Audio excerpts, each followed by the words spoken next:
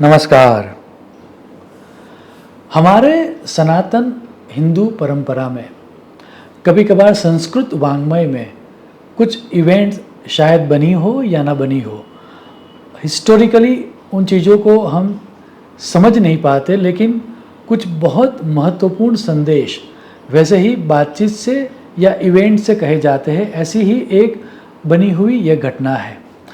हुआ यूँ कि जब राम जी को वनवास दिया गया, उस समय की यह बात है। एक समय राम भगवान सीता जी चित्रकूट में बैठे हुए थे। वसंत ऋतु का समय था। लक्ष्मण जी जो फल फूल तोड़ने के लिए वन में गए हुए थे, और जहाँ पर राम जी और सीता जी बैठे हुए थे, उनकी आंखों के सामने एक वृक्ष था और उस वृक्ष के ऊपर एक लता छाई हुई थी और उस लता में फूल खिल रहे थे। इस दृश्य को देखकर राम जी सीता जी के सामने देखकर थोड़ा हंस के ये बोलते हैं, वैदेही, यह वृक्ष कितना भाग्यशाली है कि इसे इतनी सुंदर लता ने आच्छादित करके रखा हुआ है। यह बात सुनकर सीता जी हंसकर ये कहती है, नहीं राम जी, बात उल्टी है। मुझे ये लग रहा है कि ये लता कितनी भाग्यशाली है कि उसको इस सुंदर वृक्ष का आधार मिला हुआ है। अब ये दोनों चर्चा कर रहे थे कि कौन ज़्यादा भाग्यशाली है, वृक्ष या लता।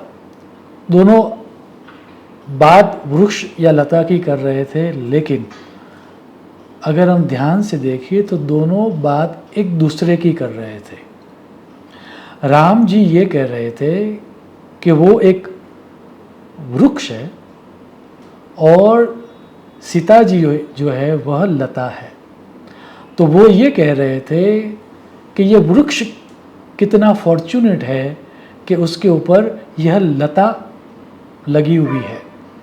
सीता जी भी ये समझ चुकी थी, इसलिए सीता जी ये बोल रही थी कि नहीं, लता फॉर्चूनेट नहीं है, लता फॉर्चूनेट है क्योंकि उसको वृक्ष का आधार मिला हुआ है।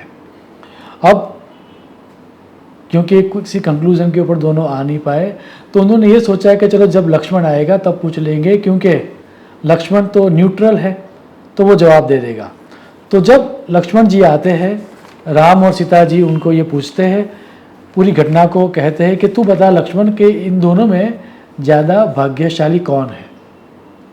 अब लक्ष्मण जी भी क्योंकि विद्वान है और क्योंकि वो भी शेषनाग जी का अवतार है, तो उनको भी समझ में आ गया कि ये तो एक तरह की मेरी कसौटी भी हो गई, और एक तरह से अगर देखने जाओ तो किसको क्या बोले।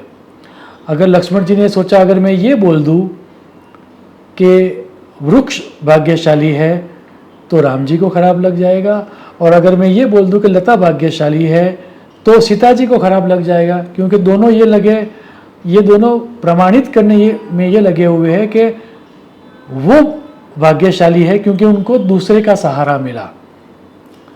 तो लक्ष्मण जी थोड़ा सोचते हैं और सोचने के बाद वो जो जवाब देते हैं वो जवाब अति मूल्यवान है, और एक भक्त को ये जवाब सदैव याद रखना चाहिए। लक्ष्मण जी ये जवाब देते हैं कि मैं आपके पूछने का प्रश्न आपका जो प्रश्न है उसका तात्पर्य मैं समझ गया।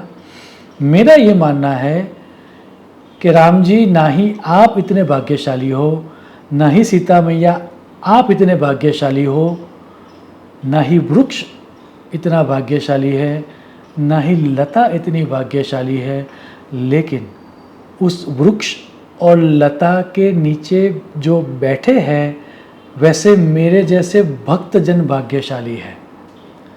जिस भक्तों को लता से आच्छादित वृक्ष के नीचे बैठने का सौभाग्य मिल जाता है, वह ज़्यादा भाग्यशाली है। और इसी श्लोक को समझाते हुए सुभाषितकार ने यह सुभाषित लिखा है, न जाने को रामो वा भाग्यशाली मातः सीता वा तथापि वरदानाम तु बहुलाम भक्तिमान अहम। लक्ष्मण जी की इस बात को कहकर मैं मेरी वाणी को विराम दूंगा। लक्ष्मण जी ये कहते हैं कि मैं इस बात से अनजान हूँ कि कौन अधिक भाग्यशाली है, भगवान राम या माता सीता। फिर भी एक भक्त के रूप में मुझे दोनों से बहुत आशीर्वाद प्राप्त है और इसीलिए भक्त होना ही सबसे ज़्यादा भाग्यशाली है। ऐसे भक्त होने की अपॉर्चुनिटी हम सबको अपने जीवन में प्राप्त हो, ऐसी ईश्वर को प्रार्थना करते हुए मैं मेरी वाणी को विराम दूंगा। शुभम भवतु। प्रणाम।